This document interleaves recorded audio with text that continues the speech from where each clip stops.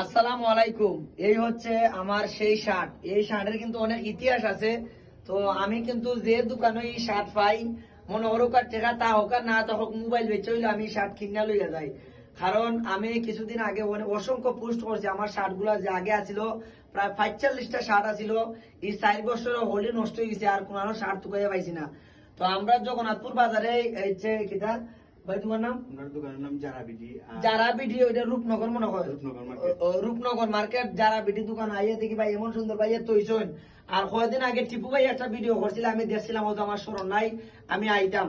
তবে আজকে ভাই আডি আডি আডি আমার ওই ভিডিও দেখে দেখিয়া খেয়াল করছে, আইয়া দেখলাম যারা বিডি দোকানও আমার সেই ভাইরাল শার্টটা আছে।